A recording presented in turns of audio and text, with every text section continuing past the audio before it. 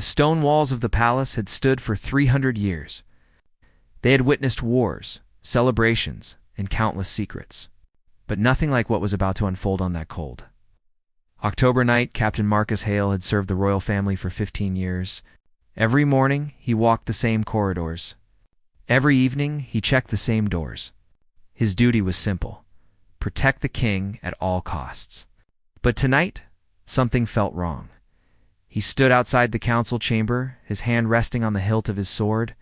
Inside, voices rose and fell.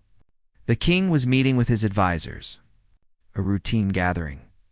Or so Marcus thought. Then he heard it. A name that made his blood run cold. The boy must not inherit the throne. Marcus froze. The voice belonged to Lord Ashford, the king's most trusted advisor. The man who had served beside the king for 20 years. The man the kingdom believed was loyal beyond question. "Your Majesty," Ashford continued, his voice smooth as silk, "Prince Edmund is too young. Too weak. The northern lords will never accept him." Marcus pressed closer to the door. His heart hammered in his chest. He knew he should walk away. But something told him to stay. "What are you suggesting?" The king's voice was tired, strained. "I'm suggesting we consider ... alternatives." The word hung in the air like poison. Marcus had seen the prince that very morning. Edmund was only 16, gentle and kind, always stopping to speak with the guards and servants. The boy had his mother's eyes and his father's sense of justice. Weak? The thought was absurd, but Ashford wasn't finished. "There are those in the court who would support a change. Those who believe the kingdom needs stronger leadership. Someone with experience. Someone the people already respect." The silence that followed was suffocating. Marcus's mind raced. Was Ashford suggesting what he thought? Was this treason spoken aloud in the king's own chamber? Before you find out what happens next, make sure you're subscribed so you don't miss any part of this shocking true story. Hit that subscribe button now. "Speak of yourself," the king said finally. His voice was sharp, but there was something else beneath it. Fear, perhaps, or doubt. "I speak of what's best for the kingdom, Your Majesty. Nothing more." Marcus had heard enough. His hand moved to the small device in his pocket. It was a gift from his son, a university student who loved new technology. A voice recorder barely bigger than a coin. Marcus had laughed when he received it. Why would a guard need such a thing? He had asked, now he knew. His fingers trembled as he activated the device. The tiny red light blinked once, then went dark. It was recording. Every word, every betrayal. Inside the chamber, Ashford's voice grew bolder. The prince had an accident last summer. A fall from his horse. Such things happen, especially to young, inexperienced riders. Gus Felt sick. That accident had been investigated. The stirrup had broken. An equipment failure, they said. Nothing suspicious. But now, hearing Ashford's tone, the careful way he shaped his words, Marcus understood. It had been no accident, and whatever Ashford was planning, it wasn't over yet. The meeting ended abruptly. Marcus heard chairs scraping against stone. He stepped back from the door, his face a mask of professional calm. His mind screamed with what he had heard, but his training held firm. The door opened. Ashford emerged first, his face pleasant, his smile easy. He nodded at Marcus as he passed. "Good evening, Captain, Lord Ashford," Marcus replied, his voice steady despite the rage burning in his chest. The older man walked away, his footsteps echoing down the corridor. He looked like a grandfather heading home after a long day, not like a man who had just spoken of murdering a prince. Marcus waited until the hallway was empty. Then he pulled out the recorder and checked it. The red light blinked. Still recording? Still capturing evidence of the unthinkable, but evidence meant nothing if he couldn't use it. If he couldn't protect the prince. If he couldn't stop what was coming, because Marcus knew one terrible truth. If Ashford could speak so openly in the king's presence, then the conspiracy ran deeper than anyone imagined, and time was running out. Marcus didn't sleep that night. He sat in his small quarters, listening to the recording over and over. Each time, Ashford's words cut deeper. The boy must not inherit the throne. Such things happen. The implications were clear. Ashford had tried once. He would try again. And this time he would make sure the prince didn't survive. By dawn, Marcus had made his decision. He had to warn someone, but who? The king had sat there, listening to Ashford's veiled threats, and said nothing to stop him. Did that mean the king agreed? Or was he too afraid to act? Marcus couldn't take that risk. If the king was compromised, then going to him directly could sign the prince's death warrant. And Marcus's own? There was only one person he could trust completely. Someone who had served the royal family even longer than he had. Someone who loved Prince Edmund like her own child. Lady Catherine. The Queen's former handmaiden. She lived in the East Wing now, retired, but still respected, still welcomed at court. The prince visited her often, seeking her wisdom and her stories of his late mother. If anyone would know what to do, it was her. Marcus found her in the garden that morning, tending to the roses. She was 70 now, her hair silver, her hands wrinkled, but her eyes were sharp as ever. "Captain Hale," she said without looking up. "You look like a man carrying a heavy burden. My lady, I need to speak with you. Privately." She set down her shears and studied his face. Whatever she saw there made her expression harden. "Walk with me." They moved deeper into the garden, away from the palace windows, away from listening ears. Marcus told her everything. The meeting, the recording, Ashford's barely concealed threats. When he finished, Lady Catherine's face had gone pale. She sat down heavily on a stone bench. "I was afraid of this," she whispered. "I've seen the way Ashford looks at the throne, the way he positions himself, but I never thought. Not murder. What do I do?" Marcus asked. "If I go to the king is dying," Lady Catherine interrupted. Her voice was flat, matter of fact. "He hasn't told the court, but I know. I've seen it. He has months, perhaps less. That's why Ashford is moving now." Marcus felt the ground shift beneath him. The king was dying. The entire kingdom would be thrown into chaos. And Ashford was positioning himself to seize power in the confusion. "The prince," Marcus said urgently. "We have to protect him. Yes. But we need more than a recording. We need proof of action. Proof that will stand up before the entire court. You want me to wait? To let Ashford make another attempt?" Lady Catherine's eyes flashed. "I want you to be smart, Captain. If you reveal what you know now, Ashford will deny everything. He'll say, 'You misunderstood.' He'll turn the court against you. And then there will be no one to protect Edmund." She was right. Marcus hated it, but she was right. "We need to catch Ashford in the act," Lady Catherine continued. "We need to expose not just his words, but his actions. And we need allies. Who can we trust? There's a council member, Sir Robert Thorne. He and Ashford have been rivals for years. If we can prove to him that Ashford is a traitor, he'll help us." Marcus nodded slowly. A plan was forming. Dangerous, but possible. "In the meantime," Lady Catherine said, rising from the bench, "you must watch the prince every moment. Don't let him ride alone. Don't let him eat anything you haven't tested first. Don't let him go anywhere without your eyes on him. He'll ask questions. The prince is clever, then answer carefully. But keep him alive, Captain. That's all that matters." They parted ways at the garden gate. Marcus returned to his duties, but his mind was racing. How long did they have? Days? Weeks? When would Ashford strike? The answer came sooner than he expected. That afternoon, Prince Edmund announced he would be going hunting. It was a tradition, he explained. Every year before his birthday, he rode into the royal forest with his falcon and his dogs. His father had done the same. His grandfather, too. Marcus felt ice in his veins. The forest, alone, away from the protection of the palace walls. It was the perfect opportunity for an accident. "My prince," Marcus said carefully, "perhaps this year you might delay the hunt, or take a larger party with you." Edmund smiled, his young face bright with excitement.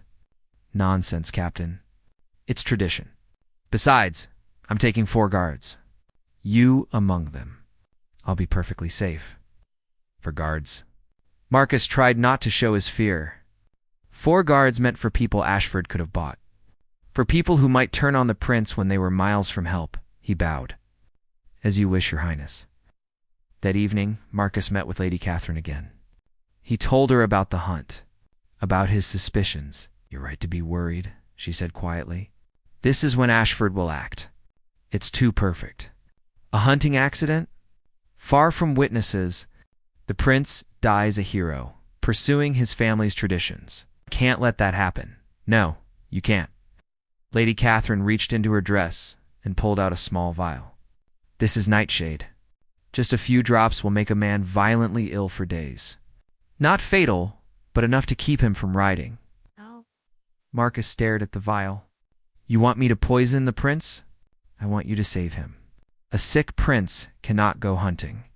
And while he recovers, we find proof of Ashford's conspiracy. It was a terrible choice. Betray his duty to protect the prince by making him ill.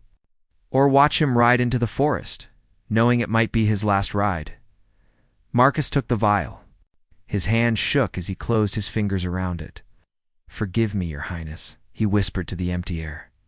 Tomorrow morning, he would add the nightshade to the prince's breakfast wine. He would watch the boy suffer, knowing he had caused it. But Edmund would live, unless Marcus had made a terrible mistake. Marcus stood in the pre-dawn darkness outside the palace kitchens. The vial felt like lead in his pocket. In 1 hour, the prince would wake.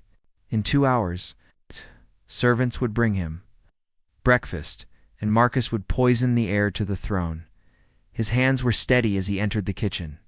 The staff knew him well. He often checked their work, ensuring no one could tamper with the royal family's meals. The irony wasn't lost on him. Good morning, Captain, the head cook said cheerfully. Early inspection today? Routine check, Marcus replied. His voice sounded normal, professional. Inside, his stomach churned. He watched as they prepared the prince's tray. Fresh bread, cheese, fruit, and a cup of wine, already poured, sitting on the silver platter.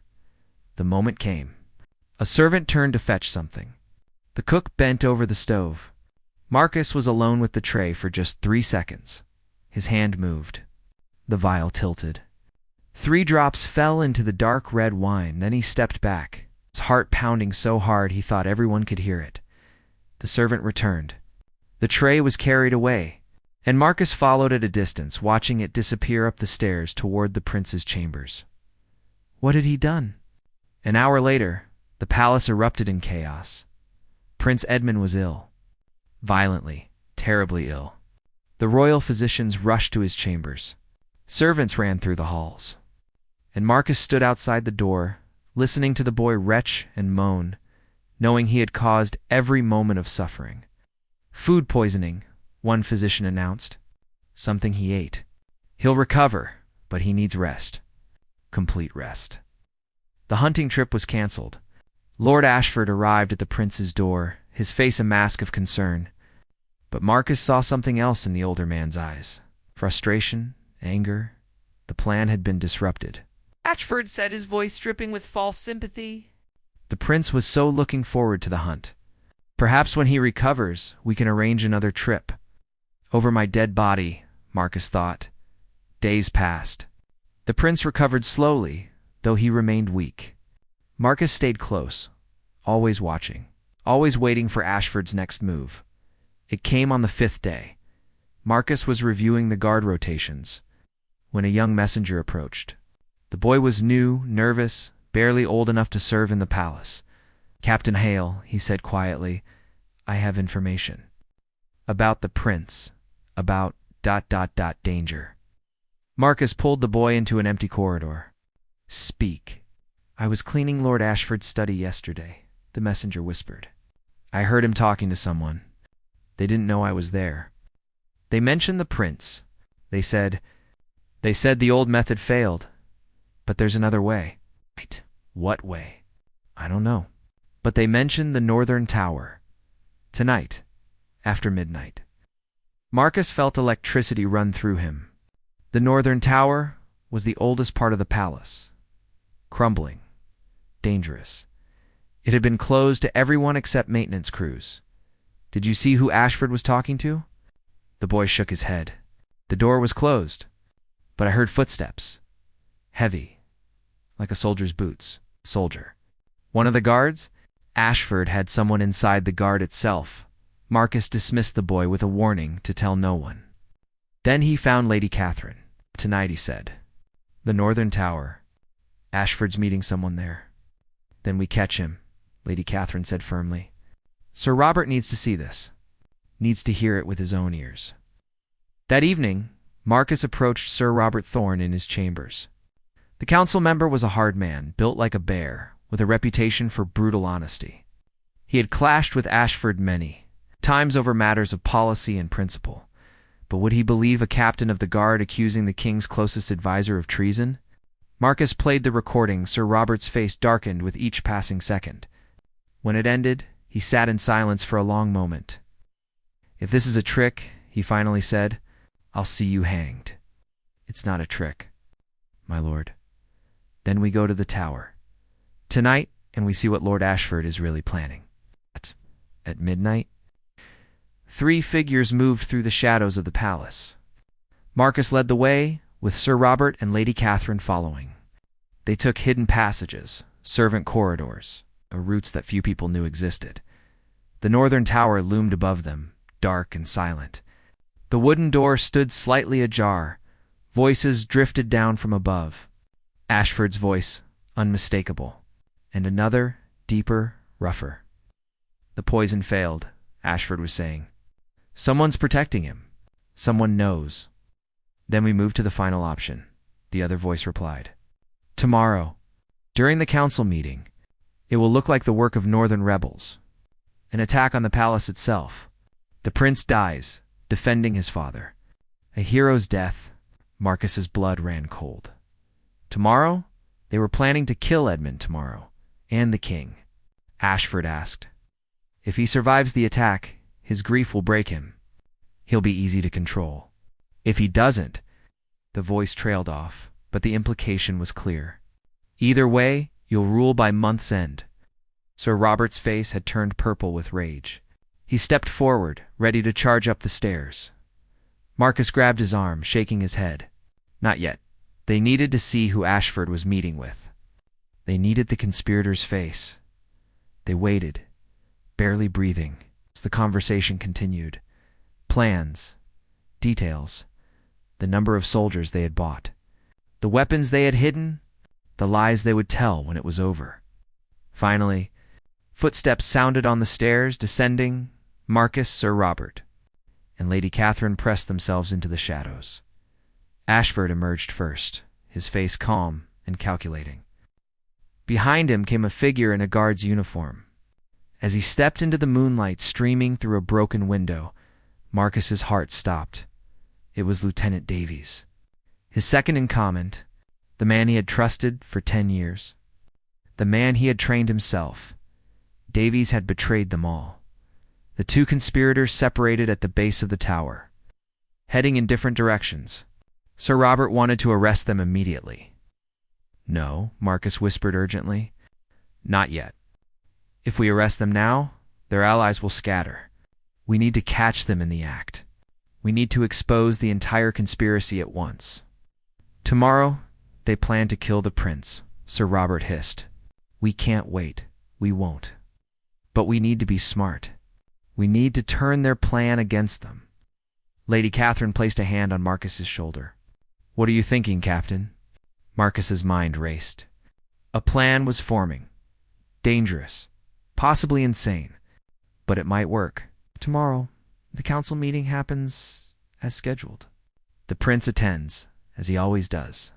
But we make changes. Small ones. Ones Ashford won't notice until it's too late. You want to use Edmund as bait, Sir Robert said, his voice heavy with disapproval. Want to protect him while exposing every traitor in this palace. If we arrest Ashford now, his allies will claim innocence.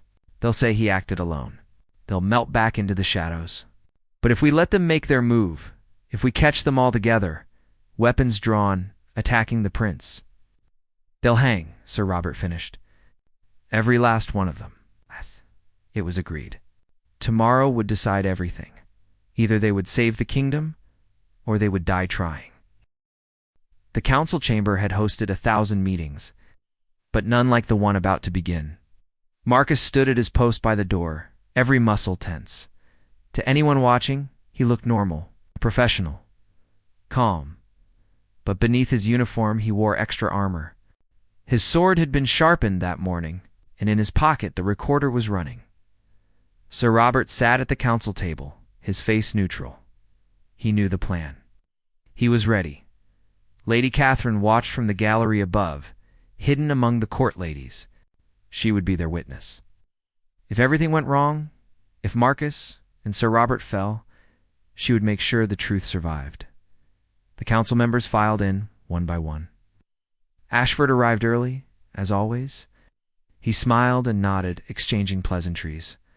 The perfect courtier, the loyal advisor, traitor.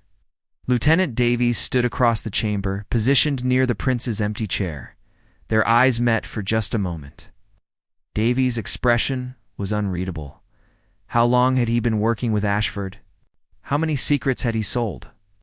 How many times had Marcus trusted him with the prince's life? The questions burned, but Marcus pushed them aside. Focus. Survive the next hour. Everything else could wait.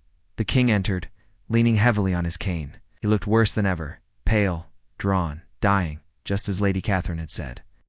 The council rose and bowed, and then Prince Edmund walked in. The boy looked recovered from his illness, though still thinner than before. He wore his formal attire, the blue and silver of the royal house. His young face was serious, trying to show the court he was ready to rule. He had no idea he was walking into an ambush. Marcus had argued against telling the prince. Too risky. If Edmund knew he might react, might give away the plan. Sir Robert had agreed, though he hated it.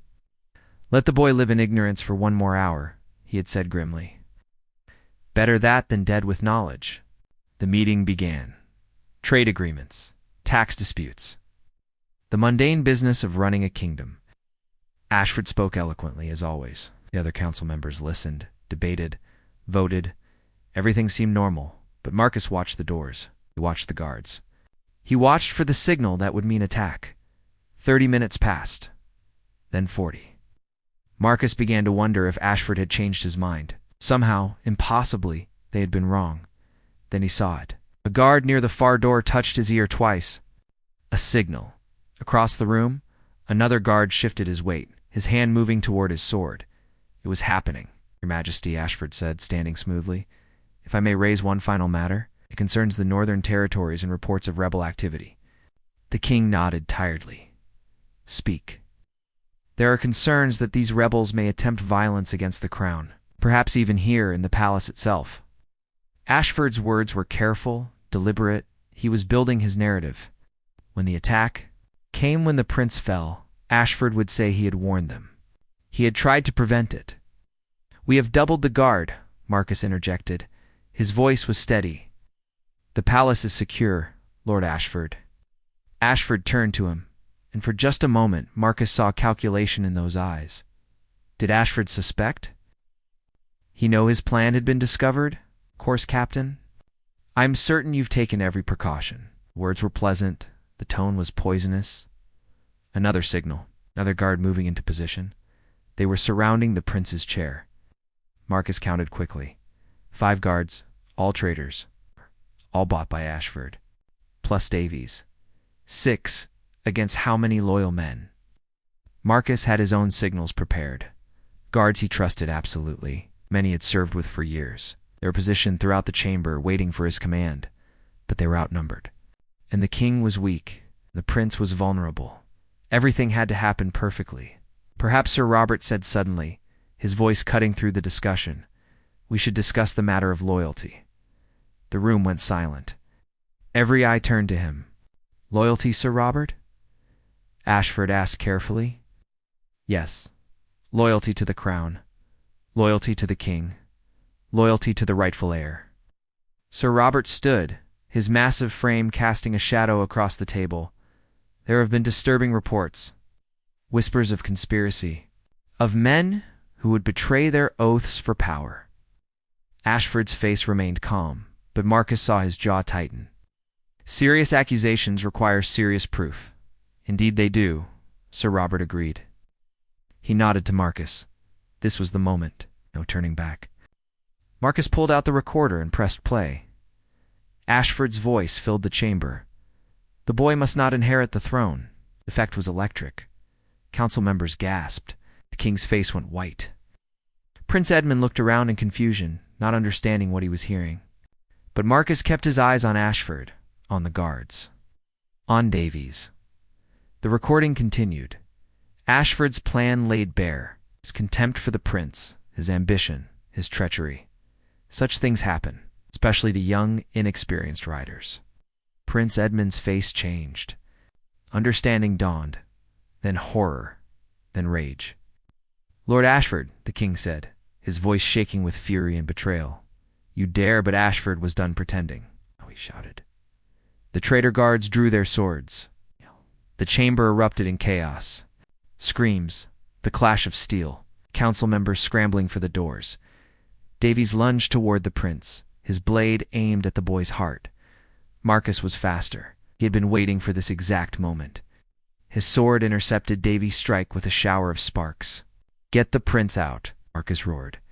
His loyal guards surged forward, forming a protective circle around Edmund. They began forcing their way toward the side exit, fighting through the ambush.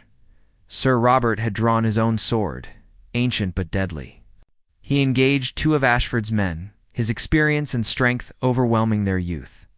But Ashford wasn't fighting.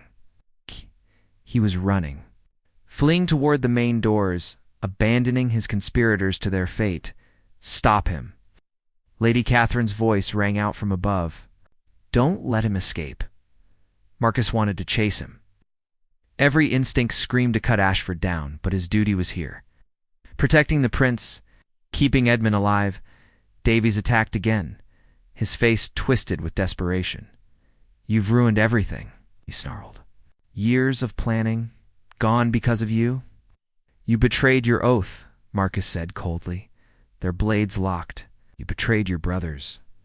For what? Gold promises? For a chance at something better than standing at doors for the rest of my life? You'll hang instead?" Marcus twisted, broke the blade lock, and struck. Davies fell, clutching his side, blood spreading across his uniform.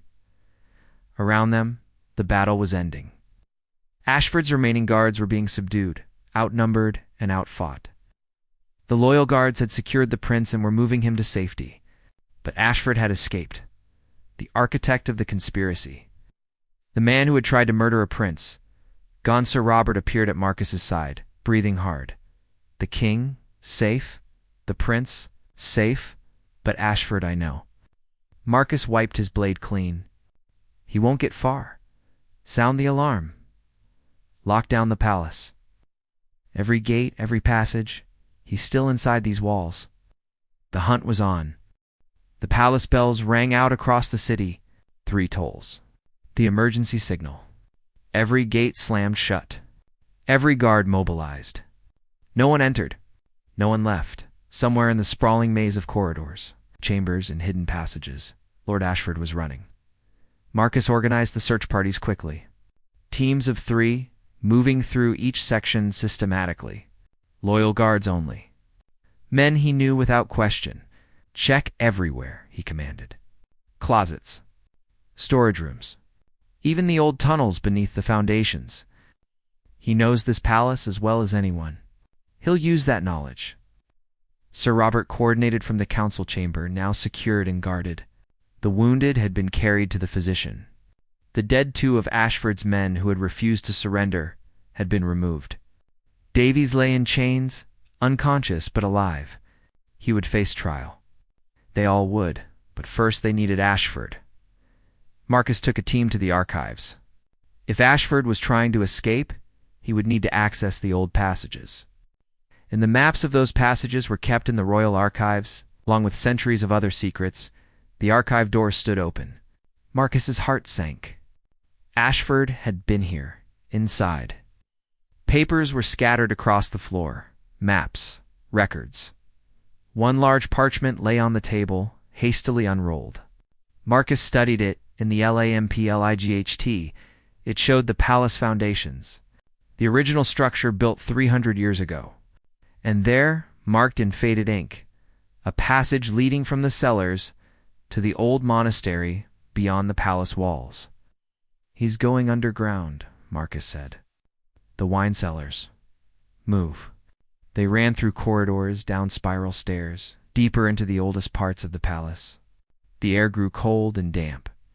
The walls were rough stone, ancient and worn. The wine cellars stretched like a cathedral beneath the palace. Rows of barrels and bottles.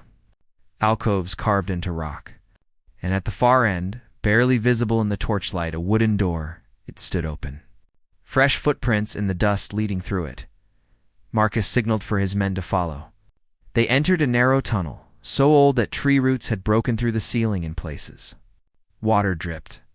Something scurried in the darkness. They walked for what felt like hours, but was probably only minutes. The tunnel twisted, descended, climbed. Marcus began to wonder if they were going in circles. Then he heard it breathing, fast and panicked. He raised his fist. His men stopped. Marcus moved forward alone, sword drawn. The tunnel opened into a small chamber, natural rock on 3 sides. And on the 4th, another door, newer. This one had a modern lock. Lord Ashford stood before it, fumbling with a key. His fine robes were torn and dirty. His face, usually so composed, was desperate. "It's over, Ashford," Marcus said. The older man spun around. For a moment, he looked like he might fight. His hand went to his belt, to the dagger there. "I wouldn't," Marcus advised. "You're a politician. I'm a soldier. This ends one way." Ashford's hand fell. His shoulders sagged. And then, incredibly, he laughed. "You think this is over? You think stopping me changes anything?" He shook his head. "The king is dying, Captain. The boy is weak. This kingdom needs strong leadership. Kingdom needs honor. Something you've never understood?" "Honor?" Ashford spat the word. "I've spent 20 years holding this realm together while weak kings made weak decisions. I've negotiated treaties, prevented wars, built alliances. And my reward? To watch a child inherit everything I've worked for? So you decided to kill him. I decided to save the kingdom from chaos. From civil war? From the disaster that boy would bring." Marcus took a step closer. "Prince Edmund is twice the man you'll ever be. He has compassion, integrity. The people love him. The people are fools. They love pretty faces and empty promises. I would have given them stability, prosperity, security. I would have given them tyranny." Ashford lunged, not at Marcus, but at the door. His key finally found the lock. The door swung open to reveal daylight beyond. The monastery, freedom. But Marcus was faster. He grabbed Ashford's collar and yanked him back. They fell together, rolling on the stone floor. Ashford was older, but desperation gave him strength. He clawed at Marcus's face, reaching for his dropped dagger. Marcus blocked him, pinned him, pressed his sword to the traitor's throat. "Don't move." Ashford froze. His eyes blazed with hate and frustration. "You've won nothing," he gasped. "I have allies. In the court. In the army. In every corner of this kingdom. They'll continue what I started, then we'll find them. Every single one. And they'll hang beside you." Marcus's men arrived, weapons drawn. They hauled Ashford to his feet, binding his hands with rope.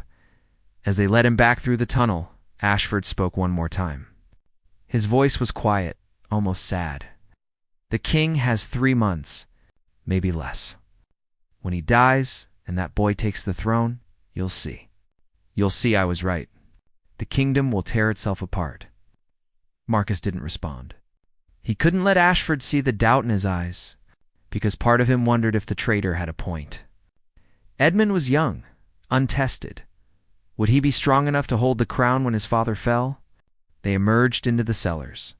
More guards waited there, along with Sir Robert and Lady Catherine. "It's done," Marcus said simply. Lady Catherine looked at Ashford with such contempt that the old man actually flinched. "You tried to murder a child," she said softly. "A good, kind boy who never harmed anyone. For that alone, I hope your death is slow." Ashford said nothing. There was nothing left to say.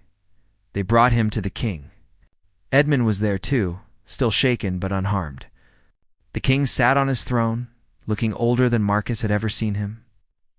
"Lord Ashford," the king said, his voice heavy with grief, "you were my friend, my advisor, my brother in all but blood. How could you do this?" Ashford met his eyes.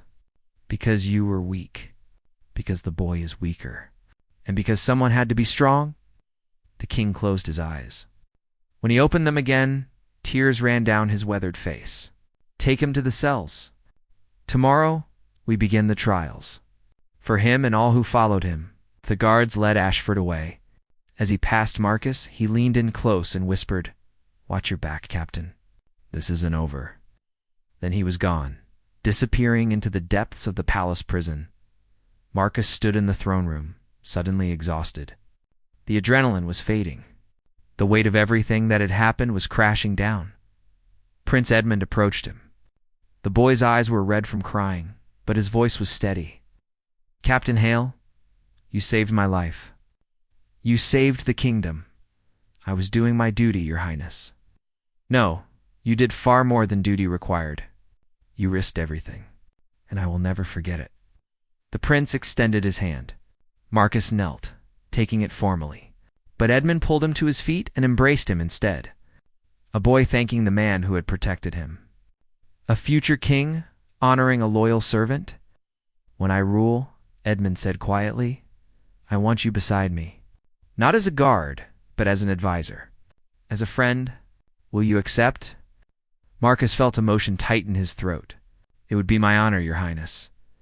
But as Edmund walked away to comfort his father, Marcus couldn't shake Ashford's final words. "This isn't over. How many other conspirators were out there? How deep did the rot go? And would Marcus be able to protect Edmund from what was coming next?" The trials lasted 3 weeks. The kingdom held its breath as the evidence was presented. The recordings, the testimonies, the weapons found hidden in the palace, the gold traced back to Ashford's personal accounts. 20-3 people were implicated.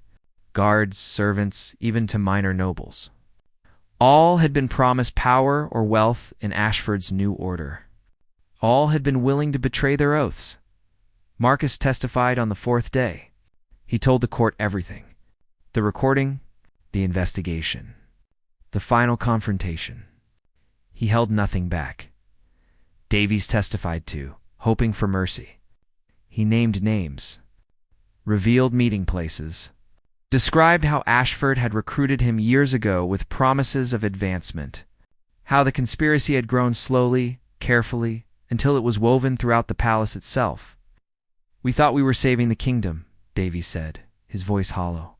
Ashford made it sound noble, necessary. We believed him. "Believing a lie doesn't excuse treason," Sir Robert said flatly. In the end, the sentences were harsh. Ashford was condemned to hang. So were Davies and 5 others who had drawn weapons in the council chamber. The rest received long prison terms or exile. Their properties were seized, their families disgraced. The kingdom demanded justice. And justice was delivered. On a cold morning in November, Lord Ashford walked to the gallows. He refused the hood. He looked out at the assembled crowd, nobles, commoners, soldiers, and spoke his final words. "I regret nothing. I did what I believed was right. History will prove me correct." Then the floor dropped, and the man who had tried to destroy a kingdom for his own ambition was gone. Marcus watched from the crowd. He felt no satisfaction, no triumph, just a deep weariness. How many more Ashfords were out there? How many more ambitious men who thought they knew better than the crown?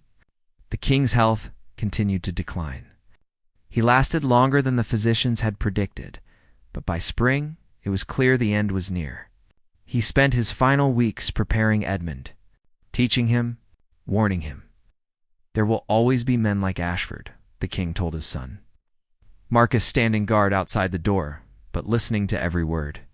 Men who believe their ambition is wisdom. Their cruelty is strength. You must be better than them. You must show them that true power comes from service, not domination. Edmund listened. He learned, and when his father finally passed peacefully in his sleep, the prince was ready. The coronation was beautiful.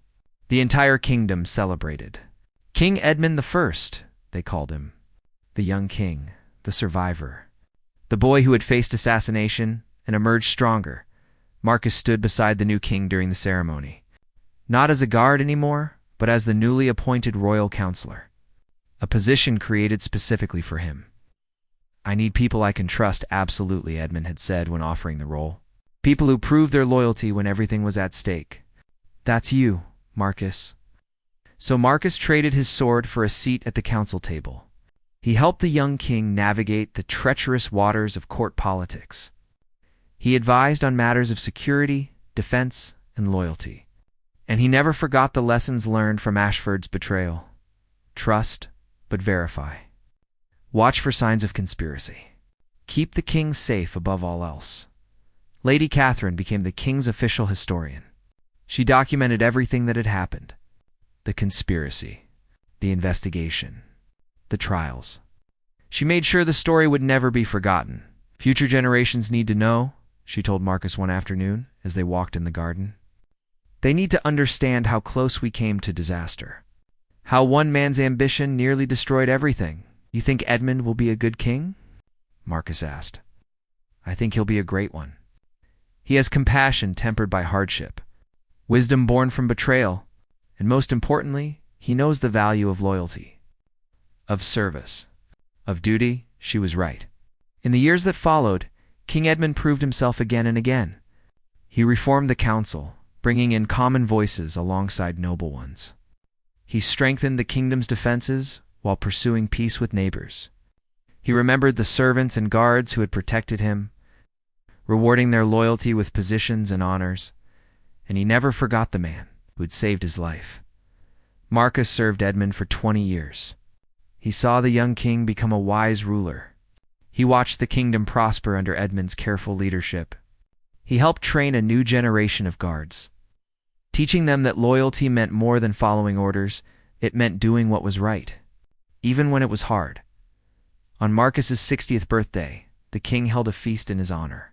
The entire court attended. Speeches were made. Stories were told. And at the end, Edmund presented Marcus with a medal, the highest honor the kingdom could bestow. For extraordinary service to the crown and kingdom, Edmund said, placing the medal around Marcus's neck. For seeing danger when others were blind. For having the courage to act when action meant risking everything. For being not just a guard, but a friend. The court applauded. Marcus bowed, emotion overwhelming him. He had done his duty, nothing more. But somehow, that duty had changed everything. That night, Marcus sat alone in his chambers, looking at the medal. The recording device sat beside it, silent now, but still precious. The tiny machine that had captured treason, the evidence that had saved a kingdom. He thought about Ashford, about Davies, about all the others who had chosen ambition over honor. What would have happened if he hadn't been standing outside that door? If he hadn't recorded those words? If he hadn't had the courage to act? Edmund would be dead. Ashford would be ruling, and the kingdom would be suffering under a tyrant's hand. But none of that had happened, because one guard had listened, had recorded, had acted. Sometimes Marcus realized the smallest choices shape the greatest destinies. A decision to record a conversation, a choice to trust the right people, a willingness to risk everything for what was right. Those choices had saved a prince, exposed a conspiracy, preserved a kingdom, and Marcus Hale, a simple captain of the guard, had made them all. Years later, when Marcus was old and gray, young guards would come to him with questions. How did you know? How did you find the courage? How did you decide to act? And Marcus would always give them the same answer. I listened. I trusted my instincts. And when I saw danger threatening someone under my protection, I did my duty. Not because I wanted glory, not because I sought reward, but because it was right. That's all any of us can do. Our duty, to the best of our ability. With courage and honor and loyalty, sometimes, he would add with a slight smile, it helps to have a recording device. The young guards would laugh. Marcus would send them back to their posts. And the kingdom would continue. Safe, because people had chosen to protect it when it mattered most. The recording itself became a part of history. It was sealed in the royal archives, preserved for future generations, a reminder of how close the kingdom had come to darkness, and how one man's vigilance had brought truth to light. Marcus Hale lived to see King Edmund's children grow. He saw the kingdom flourish, and when he finally passed peacefully in his sleep at 73, the entire kingdom mourned. Flags flew at half-mast. The king himself delivered the eulogy. "Marcus Hale saved my life," Edmund said, standing before the assembled crowd. "But more than that, he taught me what true loyalty means, what honor demands, what duty requires. He showed me that greatness isn't found in crowns or thrones, but in the courage to do what's right when everything is at risk. We owe him everything, and we will never forget." They buried Marcus with full honors. His sword was placed in the royal armory, alongside the weapons of other heroes. His medal was displayed in the Palace Museum, and his story was told to every new guard who swore an oath to protect the crown, because sometimes the difference between tyranny and justice, between darkness and light, between disaster and triumph, is one person willing to stand up and say no, person willing to listen when others ignore, one person willing to act when others hesitate, one person willing to risk everything for what's right. Marcus Halley had been that person, and the kingdom would remember him forever. The end.